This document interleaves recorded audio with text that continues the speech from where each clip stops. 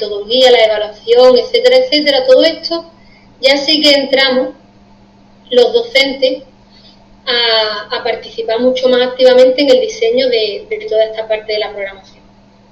Y los criterios de calificación referente a la evaluación que nos ocupa, quizás sean aspectos que hay que hilar muy bien en nuestra programación de cara, por ejemplo, a una reclamación que se nos pudiera presentar en algún momento de nuestra trayectoria docente. Y por último, en el módulo 5, lo que hemos comentado ya, la evaluación de la práctica docente. Bueno, después de hacer este resumen rápido, vamos a una parte nueva, más práctica, de cómo planificamos el curso. A ver, llegamos en septiembre a un centro educativo y ahora lo primero que tenemos que saber es qué módulo nos va a tocar impartir. Si el módulo es de primero, si es de segundo, si el módulo está incluido dentro de un proyecto de FP dual, por ejemplo, etcétera, etcétera. Por lo tanto, lo primero que tenemos que hacer es planificar el curso, que ya sabemos que esa planificación puede modificarse y de alguna manera adaptarse a las situaciones. Bueno, mejor adaptación y mejor ejemplo que tenemos fue el año pasado, y este año no sé si llegará pronto el momento, no tengo ni idea, pero el año pasado se vio claramente como un momento que tuvimos que adaptar nuestras programaciones didácticas a la situación de pandemia que nos encontramos, de un día para otro, de golpe y porrazo, porque este año ya nos ha cogido un poquito prevenidos, incluso en nuestras programaciones ya nos han indicado desde la dirección del centro, desde la jefatura del departamento, que ya tenemos que tener previsto situaciones de formación alternativa, no solo la presencial.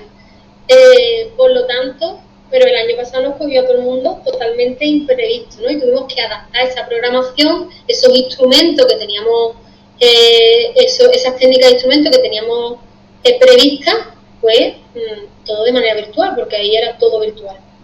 Por lo tanto, lo que os digo, esto es una planificación, pero que esto es de alguna manera modificable y adaptable a lo que nos vayamos encontrando. Y el año pasado fuimos todos testigos de que los docentes somos unos superhéroes y nos adaptamos a las situaciones de una manera rápida, cada uno con mayor o menor dificultad en función de su competencia digital, pero bueno, ahí estuvimos al pie del cañón y yo creo que saltamos este bache que hubo ahí, o esta situación imprevista, con muy buenos resultados. Bueno, pues comenzamos a ver un poco la planificación, y para eso vamos a ver dos partes o dos tipos de planificación. Si tenemos que programar un módulo de primer curso o si tenemos que programar un módulo de segundo curso. Este sería como nuestro mapa en blanco. Este es el mapa en blanco del que partimos nosotros cuando estamos programando un módulo de primero. Tenemos el primer trimestre desde septiembre, más o menos el 15 y el 16 de septiembre, que comenzamos el curso, hasta diciembre, las vacaciones de Navidad, y luego enero, febrero, marzo, el segundo trimestre. Este año además las vacaciones de Semana Santa son la última semana de marzo, otra vez se cae en abril. Abril, mayo, tercer trimestre, hasta el 31 de mayo tenemos clase con el alumnado, y ya luego hasta junio, pues todas las actividades de recuperación para que el alumnado no haya alcanzado algunos de los resultados de aprendizaje o criterios de evaluación asociados al módulo. Bueno, pues vamos a ver qué ítems tenemos que tener en cuenta cuando nosotros nos planteamos empezar a programar un módulo. Fijaros, lo primero que hacemos en el mes de septiembre, cuando se incorpora el alumnado, que ya sabemos que con el sistema de adjudicaciones que tenemos, pues hasta prácticamente finales de octubre, tenemos entrando y saliendo alumnado del aula. Alumnado que viene de adjudicaciones posteriores y alumnado que se va porque ha tenido otra adjudicación de un ciclo que era prioritario frente al que estaba en ese momento. Por lo tanto, lo primero es presentar e informar sobre el módulo al alumnado. De hecho, al final de la presentación os enseñaré bueno, al final, cuando vayamos llegando al final, os enseñaré una presentación, ejemplo, que no es ni buena ni mala, es una que yo le pongo a los alumnos y a las alumnas los primeros días de clase. En ese documento, que en mi caso es una presentación en PowerPoint, en Geniali, donde yo les cuento un poco, bueno, pues en qué va a consistir el módulo. Ahí hablo del perfil profesional, que va asociado, porque el módulo está asociado a unidades de competencia, ¿no? Entonces le indico pues el perfil profesional, los puestos formativos, los puestos de desempeño que pueden desarrollar una vez que finalicen el ciclo. Esto a ellos ya les motiva.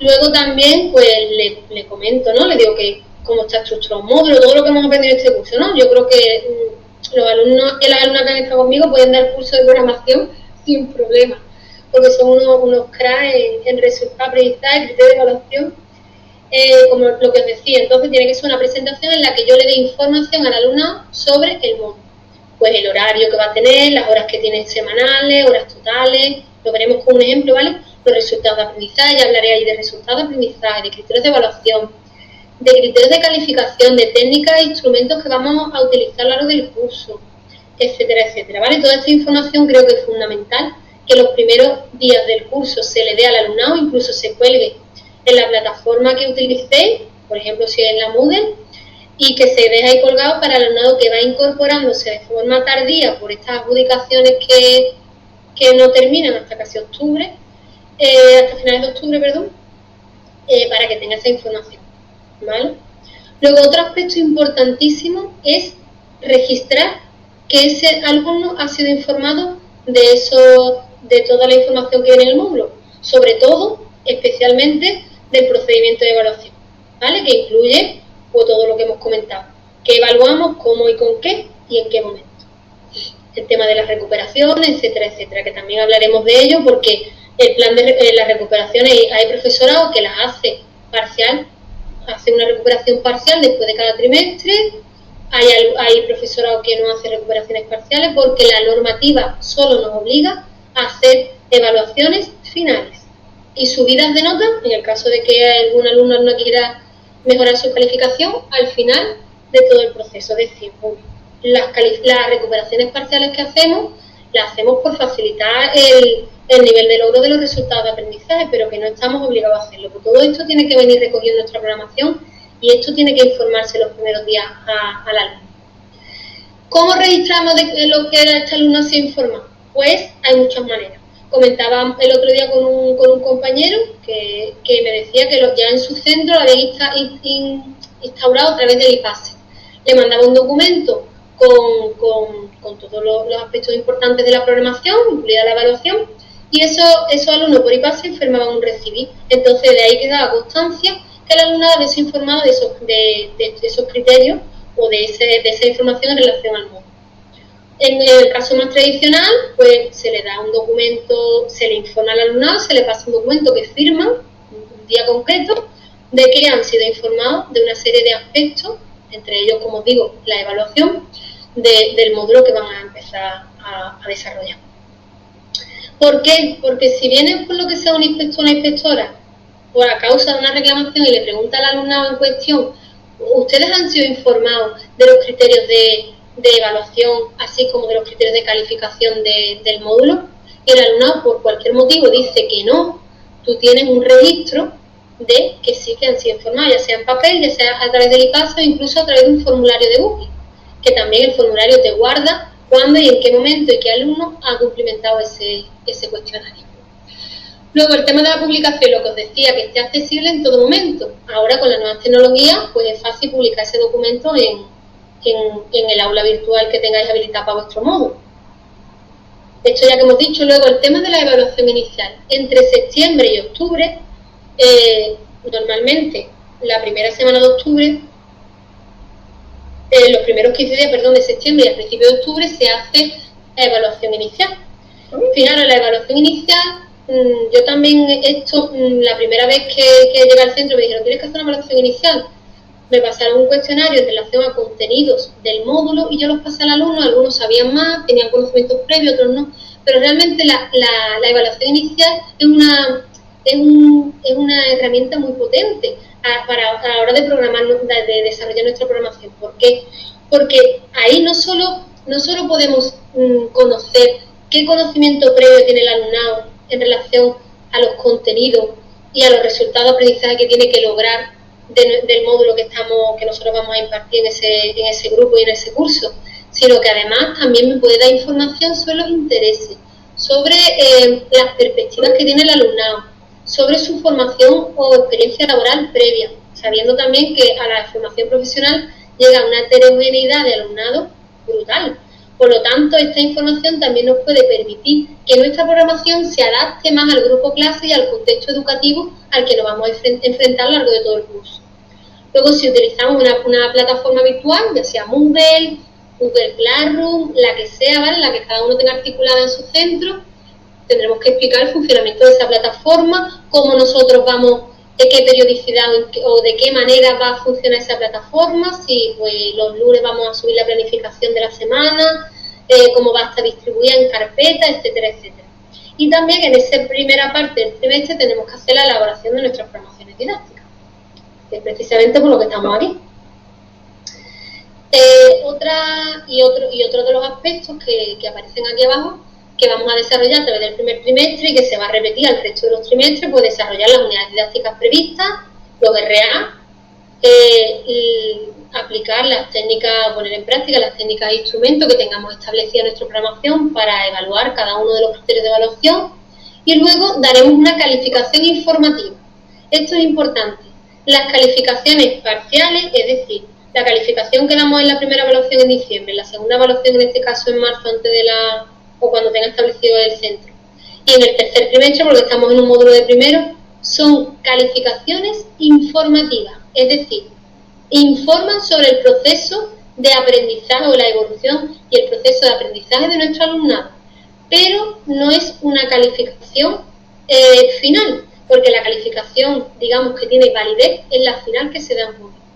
Por eso es importante que cuando ponemos un número en Seneca, que también lo veremos al final de esta webinar, cuando ponemos un número en Seneca, un 5, un 6 en la primera evaluación, debemos de informar a nuestro alumnado de qué significa ese número, porque que un alumno o una alumna haya sacado un 7 en la primera evaluación, en el caso de, por ejemplo, un módulo que yo imparta, significa que tiene esa nota es el 100% del RA1, y ese RA1, como es un RA independiente del resto, aunque esté relacionado, ya se ha superado la primera evaluación. Sin embargo, hay otros módulos que tienen resultados de aprendizaje que se trabajan a lo largo de todo el curso.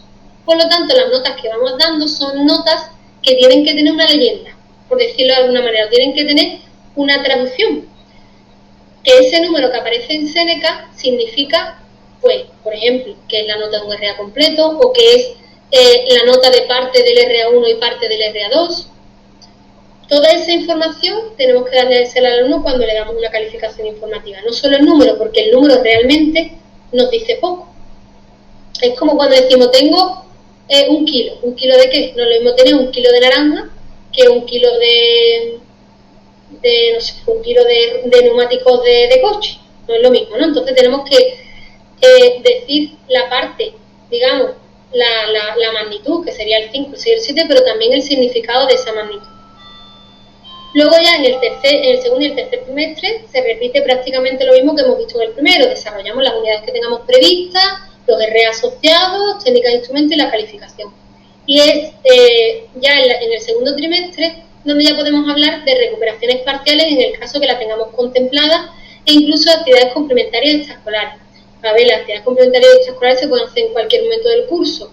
Sí que es cierto que yo en mi caso las dejo casi siempre o para final del primer trimestre o a partir del segundo trimestre, por la razón de que como mucho alumnado se incorpora casi a finales de octubre, pues la verdad que hacer una actividad tan pronto para ese alumno que se acaba de incorporar, que los pobres y las pobres están casi que poniéndose al día porque llevan casi un mes y medio de retraso con el resto de compañeros, pues normalmente esas actividades las programamos para la segunda evaluación. Esto es a gusto del docente. Y luego en junio sí que aquí tenemos el plan de recuperación, que este sí que tenemos que establecerlo, que ahora vamos a ver un ejemplo de ello. Este plan de recuperación, como os decía, es el único que nos obliga a la normativa. Nosotros tenemos la obligación de diseñar una serie de actividades de recuperación y, un plan de recuperación para aquel alumnado que no ha superado algún resultado de aprendizaje completo o parte del mismo en relación a los criterios de evaluación que hemos evaluado a lo largo del curso. Entonces tenemos que diseñar nuestro plan de recuperación de alguna manera personalizado, Yo normalmente lo que hago que yo recupero, o sea, el alumnado recupera solo lo que no ha logrado. Imaginaros, voy a poner un ejemplo. Imaginaros que un resultado de aprendizaje es, sabe conducir una ambulancia y el mantenimiento de la misma. Imaginaros, ¿vale? El criterio de evaluación A de ese resultado de aprendizaje es, conoce las normas de circulación de tráfico. Y yo ese criterio de evaluación lo voy a evaluar a través de un cuestionario tipo test con una plantilla de corrección, ¿vale? Entonces, otro criterio de evaluación de ese resultado de aprendizaje es que sabe cambiar el filtro de la ambulancia. Pues ese criterio de evaluación lo voy a evaluar a través de una ejecución práctica que va a consistir pues en hacer la práctica de abrir el capó de un coche y cambiarle el aceite, el filtro o el aceite, ¿vale? Imaginaros que esos son dos criterios de evaluación. Imaginaros que el alumno en la primera evaluación, bueno, y otro criterio de evaluación que sea, por ejemplo, la puesta en marcha de la ambulancia. Pues eso también lo voy a evaluar a través de una ejecución práctica y con una ambulancia, pues arranco. Imaginaros, ¿vale? Que esto me lo estoy inventando porque no es ni mi ámbito ni mi familia profesional ni nada, pero para que lo veamos con un ejemplo. Si un alumna hace, obtiene o supera o calificada positivamente el criterio A, es decir, hace su tipo test de las normas de circulación de tráfico y aprueba, porque saca un valor por encima de 5, ¿no? En esa prueba, por ejemplo, que la tengamos establecida así, o supera la prueba con los criterios que tengamos puestos.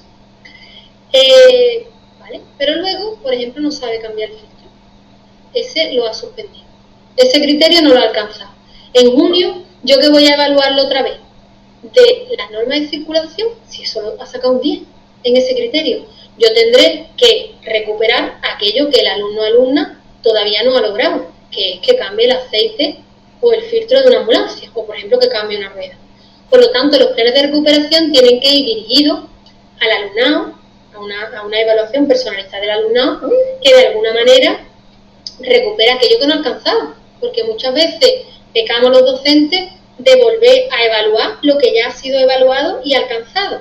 Entonces, lo que se recupera es lo que no se ha alcanzado, el resto es que esté alcanzado, pues estupendo, ya eso está logrado.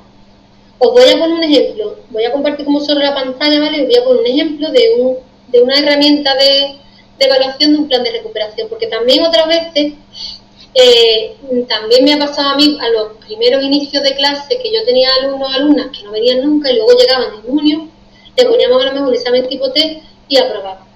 Y esos alumnos, yo con ese examen tipo test yo no podía valorar realmente, yo no podía certificar que ese alumnado tuviera adquirido todos los resultados de aprendizaje.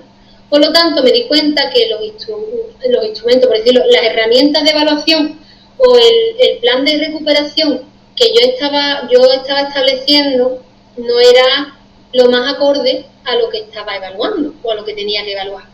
Por eso diseñé luego unas herramientas de evaluación que de alguna manera evaluaran todos los criterios de evaluación con las técnicas y los instrumentos acorde a esos criterios.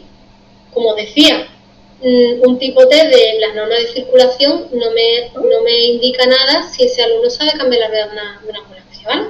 Entonces voy a compartir con vosotros la pantalla para enseñaros un instrumento, una herramienta de evaluación que yo he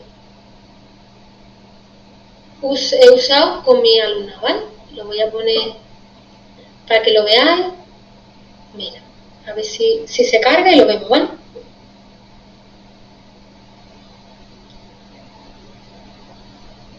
Que voy un poquito justo de tiempo, me parece, porque hemos empezado. Hay cuarto, bueno, todavía me queda media horita. Fijaros, voy a compartir con vosotros el documento y si lo veis pequeñito, ampliaros con la lupita que hay aquí a la derecha, ¿vale? Si lo queréis ampliar, lo ponéis así un poco más grande. Fijaros, buenos días alumnos, ahí ponía el nombre de alumno, pero por tema de protección de datos lo he quitado. En relación al módulo de, en este caso, acondicionamiento y de almacenamiento de productos químicos, tienes que recuperar, esto se lo mando yo a cada alumno en junio, ¿vale? tienes que recuperar de la primera evaluación parte del resultado de aprendizaje 1, tal como te indico en la siguiente tabla. Entonces, yo indico ahí el alumno, pongo el RA o parte del RA no alcanzado, la evaluación a la que se ha correspondido, los criterios de evaluación que no había alcanzado, que tiene que recuperar, y aquí, aunque pone instrumento, bueno, esto es instrumento técnica, todo, ¿vale? Prueba escrita, que es un tipo test, una ejecución práctica, que es un vídeo, y otra prueba escrita, que es un tipo test también. En relación, y lo vinculo a las unidades de trabajo, unidades didácticas, que le queda por recuperar, ¿vale? Entonces, fijaros, le indico aquí que lo que tiene que realizar es un cuestionario tipo test, ¿vale? Y además, a través de una webinar, le explico en qué va a consistir la prueba, etcétera, etcétera. ¿Veis esto claro, no? Ahora, de todas maneras, en la presentación que os voy a enseñar de lo que hago cuando presento el módulo los primeros días, lo vais a ver mucho más claro esto.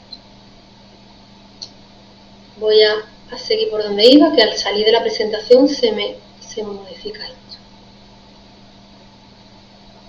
Vale.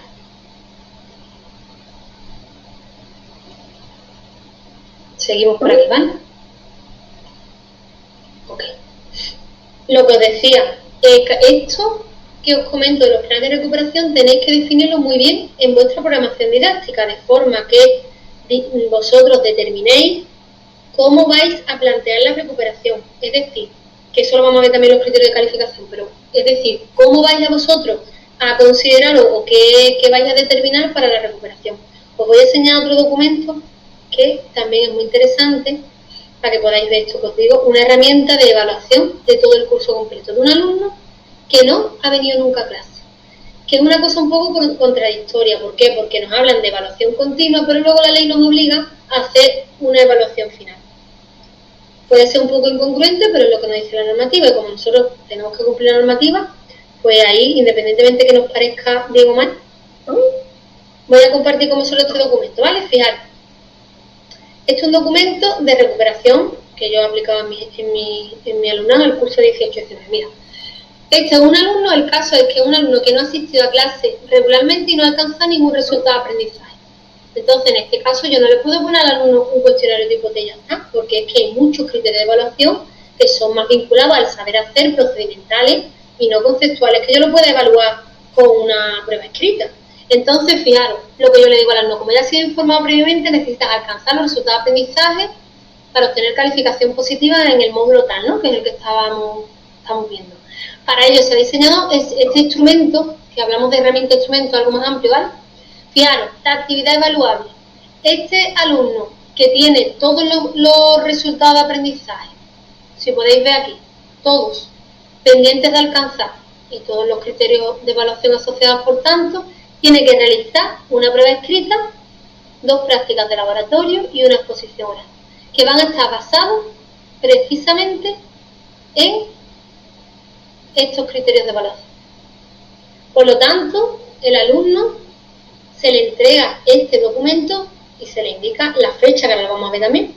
¿Ves? Se le dan unos criterios de calificación, que la prueba escrita se calificará cada pregunta de 0 a 10, porque cada pregunta está relacionada con un criterio de evaluación.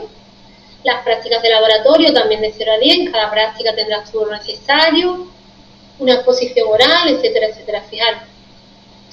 Y esto es lo que yo le indico al alumno. Las actividades evaluables que van a tener que hacer de recuperación son actividades de recuperación, el día que lo realiza y el tiempo disponible. Porque también tenemos esa idea de que como que en un día el módulo de generación de energía se tiene que recuperar el 18 de junio, el módulo cual el 20, ¿no? Porque nosotros tenemos un periodo prácticamente de 2 semanas para hacer recuperaciones. ¿Qué pasa? Que me podéis decir, Lucía, pero esto es una trabajera, porque yo voy a diseñar a la carta planes de recuperación. Fijaros lo que yo hago. Yo utilizo esta herramienta en la que pongo todos los criterios de evaluación y todos los resultados del módulo. Y entonces, ¿qué hago? Que con esa prueba, digamos, de todo el módulo, de evaluación de todos los criterios del módulo, lo que hago es que en función de lo que tenga que recuperar cada uno, pues le digo, pues tú tienes que hacer la pregunta tal de la prueba escrita, tú tienes que hacer la exposición oral, tú tienes que hacer esta práctica de laboratorio. Y con un solo instrumento que diseño para todos los criterios de evaluación de todos los resultados de aprendizaje, ya con eso me resulta mucho más fácil hacer una recuperación por criterios de evaluación no superados, ¿vale? De todas maneras, entiendo que ahora surgirán muchas dudas, pero cuando ahora abramos el paso a las preguntas, apuntad todas las dudas que tengáis, que con los tutores y conmigo las vamos a resolver en la medida en la que podamos. Y si no, tenéis el foro de dudas hasta que termine el curso, que estaremos todos al pie del cañón para poder solucionar todas estas dudas. Una vez que hemos visto todo lo de del primer trimestre, ¿vale? Vamos a pasar a un módulo de segundo. Vamos a ir mucho más rápido porque en este caso hay aspectos, por ejemplo, la primera parte esta que vemos aquí es exactamente igual que en el primero. En segundo, ¿qué es lo que cambia? Pues de momento nada, ¿vale? Como podéis ver ahí, se desarrollan unidades, recuperaciones parciales. Lo único que sí es cierto es que, como sabemos, los módulos de segundo suelen terminar sobre finales de marzo, principios de abril, depende de la incorporación del alumnado a la FCT. Y ya en abril y marzo, pues nuestra labor en la programación de un módulo de estas características, o incluso, por ejemplo, que no lo hemos comentado, pero imaginaros que el módulo que estamos programando está dentro de un proyecto de FP Dual, pues también tendremos que incluir dentro de la formación didáctica la parte de formación en la empresa y los instrumentos y cómo se va a calificar ese alumnado que en un momento determinado del proceso de enseñanza-aprendizaje pasa hasta, pues imaginaros, 3 días en la empresa y 2 días en el centro educativo. Todo eso tiene que venir recogido en la programación. Entre abril y mayo lo que hacemos es el alumnado desarrolla la FCT y nosotros tenemos, bueno, pues somos tutores de FCT de algunos de los alumnos que nos hayan asignado, hacemos su seguimiento y en el caso de que tengan proyectos, pues también hacemos la tutorización de esos proyectos. Y luego, tal y como estaba planteado en primero, el plan de recuperación para que el alumnado que no se ha incorporado a la FCT porque le ha quedado algún resultado de aprendizaje por alcanzar, en el caso que sí que hayan finalizado y hayan comenzado la FCT, pues se valora la FCT y se hace la calificación de los proyectos correspondientes. Y ya con esto daríamos la calificación final de segundo. Esto sería para un módulo de segundo. Con todo esto ya tenemos como de alguna manera un mapa o una serie de aspectos que en cada momento del proceso de enseñanza-aprendizaje tenemos que pararnos a pensar a la hora de programar nuestro módulo. Fijaros, seguimos avanzando un poquito más. Ahora vamos a ver paso a paso cómo se diseña una programación. Y esto os va a sonar mucho porque lo habéis estado haciendo a lo largo del desarrollo del curso. Vamos a ir paso a paso y aquí aparece nuestra amiga que nos ha acompañado en todo el curso. Fijaros, yo he dividido el diseño de la programación en 9 pasos fundamentales. No lo voy a leer todo porque vamos a ir avanzando uno a uno y veremos ejemplos de ello. El primero de todos, establecemos los datos básicos del módulo que vamos a programar. Esto ya todos, porque todos los que estáis aquí, estoy segura que habéis superado la tarea 2.2 y os sonará mucho esta tabla. Esta tabla nos indica pues, los datos básicos del módulo, el módulo, el código, el título al que pertenece y la orden y el real decreto que regula. Fijaros si es grado medio, grado superior o incluso ya tenemos los cursos de especialización.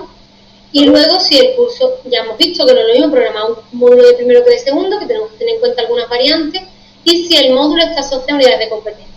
Si estaba asociado a unidades de competencia, ya en la tarea 2.2, en el caso de que tuvierais un módulo con estas características, ya habríais determinado qué unidades y qué cualificación profesional está relacionada con este módulo.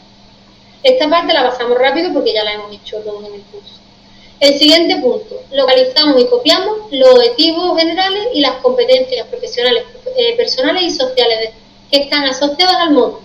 Ya sabemos que hay muchas más, pero solo en este ejemplo que os pongo del módulo de generación y recuperación de energía, solo algunos de ellos están asociados. Si os fijáis, hay competencias que son muy similares a los objetivos generales. Esto también lo copiamos y pegamos de la orden y aquí nosotros no tenemos nada que decir, ya el legislador nos lo ha estipulado, nos ha relacionado que objetivos y competencias están más vinculados a su alcance en relación al módulo que vamos a programar. El tercer paso, y aquí tenemos que empezar a investigar un poco más y copiamos, pero todavía la ley no lo da todo, ¿eh? De momento nosotros no tenemos que hacer nada, nos lo dice todo el legislador. localizamos y copiamos los RA y los bloques de contenido y además revisamos qué horas totales tiene el módulo y horas y cómo están distribuidas semanalmente. Fijaros, aquí veis un ejemplo claro de esto que os digo. Vamos a tomar el RA1, fijaros, el RA1 tiene un bloque de contenido y unos contenidos básicos. Todo esto viene en la orden. Si nos fijamos,